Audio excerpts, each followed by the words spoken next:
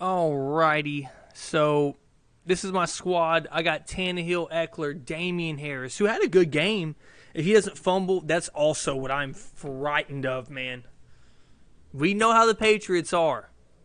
If you fucking go in there and you fumble, man, these fuckers in their cars, calm down, man. You're not cool. It's everywhere in this fucking city. So we're going to go to the scoreboard. I had a rough week with quarterbacks, guys. I had a terribly rough week with quarterbacks. Okay? I already put my bid in for the... I hope y'all can hear that, because y'all are going to be annoyed like me. See, Chris is being a troll, and he only put Hurts in. Love to see it. So week one, me and I had a look out close, point two, and look at his quarterback, Lamar Jackson. It was a barn burner. It was a fucking close one, man. But really, I'm actually still pissed. Yo mama gave me some Neckler. Y'all like my name? Pretty inappropriate. But here we have it. Lamar did okay. Zeke did horrible. And once again, guys, I'm not worried about Zeke. I hate to tell y'all. He faced the fucking Bucks. The last 100-yard rusher against the Bucks was Christian McCaffrey in like 2019. So it's going to be hard for people. I mean, the last time we faced Alvin Kamara, I think he had 17 carries for 27 yards. Couldn't do shit. So it's just what the Bucks do. You face a great defense. Just like once again, I think Robert Woods will improve. Give me this full box score. I think Robert Woods is going to improve. Like, I scored triple the amount of touchdowns this week. Yeah. And once again, dude, that's his team. Let's go down here. I scored a lot of touchdowns this week. I got 8 tutties. I had 3 fumbles, which is horrific, bro. Just horrible, you know? But Ryan Tannehill could not get it going. The Tennessee Titans really couldn't get it going. The offense looked putrid. Just horrific. Losing Arthur Smith, maybe a big deal. Shout out Landon, who started the trend for me saying that. Sorry, he was trashing me for the QB thing. I'm sorry, bro. Fuck. But yeah, dude, hey, my running backs, 13 carries apiece, and a big thing for Eckler, which I didn't think he was going to get a lot of, got a goal line carry inside the 10. And once again, guys, Austin Eckler is arguably the best receiving back in the league. I think he is. Dog. 0 receptions. You think that's happening again? This is a dude who I think can get legitimately 100+ targets at fucking running back, which never happens. I'm over slipping off my desk and shit. Is this not water? So yeah, I think that number improves. All my wide receivers had pretty bad days. They did. If Robert Woods doesn't score a touchdown and Robbie Anderson doesn't catch a streak route, Antonio Brown balled out, but my top 3 dudes did bad. But I am subbing, who did I put in there? I put Tyson Williams at the flex, put in Antonio Brown at the wide receiver 3 spot, my little double flex position, and we'll see where it goes from there. I did like what I saw of Tyson Williams. I think that his workload was and I'm going to have to hear the updates and keep up with the beat reports. And also, you saw Bryan Edwards late in the game. They started going to him. 8 points off rip. Love to see that as well. But 12 touches for Tyson Williams. That's a big thing. I think that's a big deal. I think it is. I think it's a big deal. And I don't know. I think that shows that he was their number 1 back going in there, and I hope it stays that way. And let me go on this waiver. Where's the waivers at? I just think that, fuck, man, I'm not going to get him. I'm not going to get the dude from the 49ers. Where's he at? He may have already been taken, honestly. And that sucks. He was going crazy. A big deal for my team is, or in my 10-man, Trey Sermon was a healthy scratch. Brandon Ayuk didn't do good. The rumor is, oh yeah, he's gone. Fuck, man. I think Damian Williams is a good pickup. I may get him on live right now. And it wouldn't be a waiver either. Ty Johnson got some work. Larry Roundtree does not. I think he sucks. I think he has no athleticism. I just remember the Bucks reporters wanting him in the draft, and I was like, "This motherfucker stinks. This motherfucker stinks. Can't move. He can't move." But yeah, I think he's I don't know. He just reminds me of fucking, what's his name, Joshua Kelly, who I said to stay away from. I think they want people that can stay healthy, and that's their only requirement for them. Mark Ingram went bananas. So I'm looking at Kenneth Gainwell, obviously, running back by committee. Don't want to deal with that. I like James White's role in that offense, too. Man, it's kind of tough. I want to get Damian Williams. I think I'm going to get Damian Williams right now. Drop De'Ami Brown. Live on air, a waiver wire pickup. Oh my goodness. And in this league, we have and I'm waiver wire number 1. So next week, if somebody spazzes, I'm picking them up. See, all these guys are worth keeping to me. Kenyon, Robbie Anderson's good. Jacoby Myers did not have a good week. He was the number 1 option in that offense. I hate to tell you, most of his reads were right to him.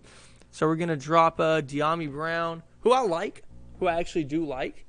I just think that offense. Did I just click cancel? You fucking rodent. I just think that offense with a backup quarterback isn't worth it.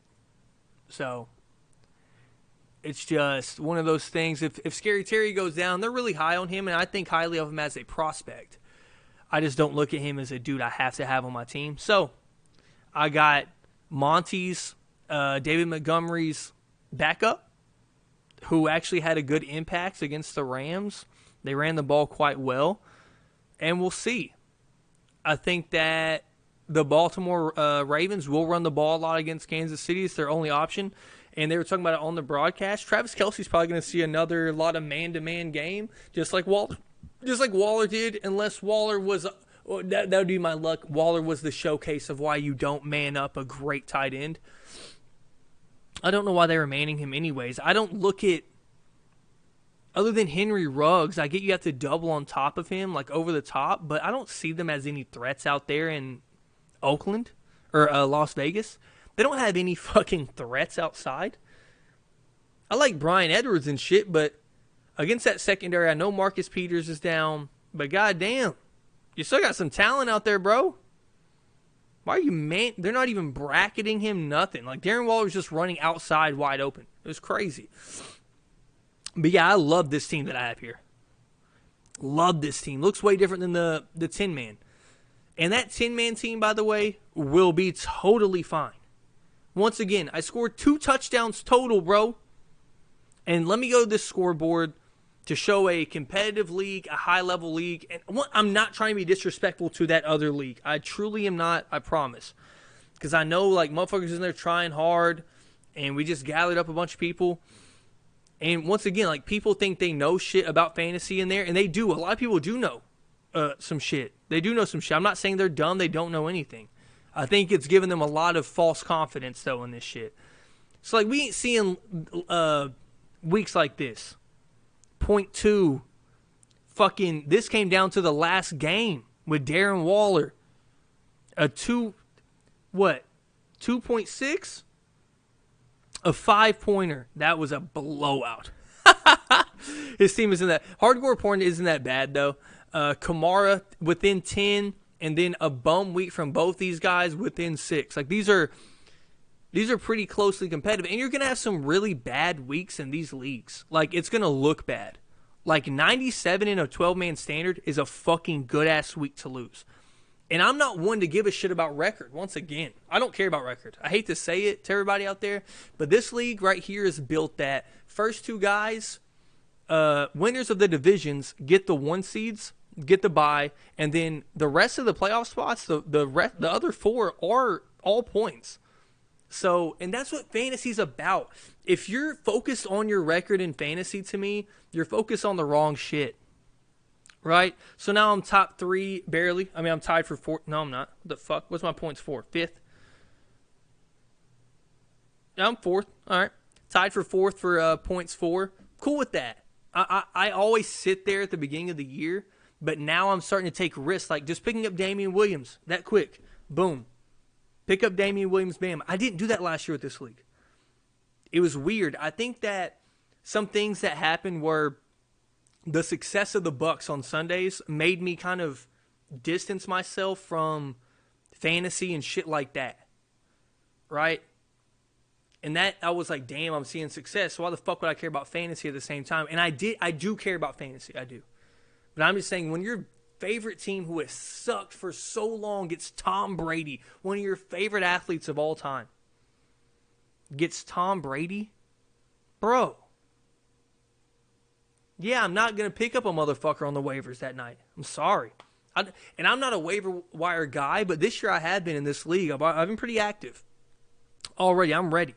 I'm ready to get this league into the midst of it. And then we start again, and luckily I don't have anybody on these bum-ass squads. I don't have nobody on these teams. The Giants or the fucking Washington football team. Like, I did it right that time. How about that? Where was it at? Recent activity. Let's look who people are picking up, not picking up. So I'm 1-1. I'm 1-0 in the fantasy league. I give it half a shit about. Drop Kadarius Toney for Emmanuel Sanders. I was high on Emmanuel Sanders this year.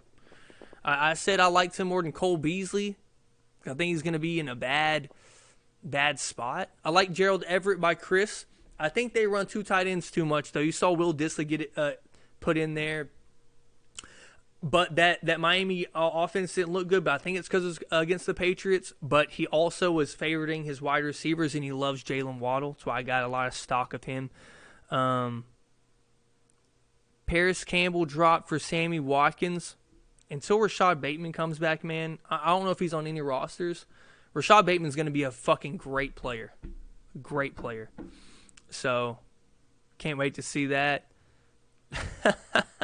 I forgot. I think he had Austin Hooper on his team. Let's go to Tanner's team. He had Austin Hooper, so he dropped him as like, oh, Cleveland, Kansas City, high-scoring game, and Peoples-Jones put up like 0.4. He like didn't do anything, and I think he had somebody better on his bench. Hold on, let's go to week 1. I think he had somebody better on his bench as well. Was it the dude for the Colts? Jared Cook. Oh, dude, Jared Cook, I've been saying he should be starting. Oh, what the fuck? Wait. Tanner had Noah Fant in? Oh, Peoples-Jones? Oh, my God. That's crazy. Why did I think Peoples-Jones was a fucking tight end? They have Njoku. I'm an idiot. Jesus, Hunter. Get your knowledge up, brah.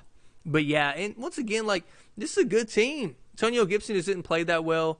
And if you compare it to my other league, I bet he had fucking 17 points. I mean, let's look at this. Let's look at his stat line. Let's look at his stat line stats. Let's look at it. Let's look. I just for fun, he had 8.8 in this league. In that other league, what would he had? 8.8. You just had 3. Oh, he only had 11. Only had 11. All right.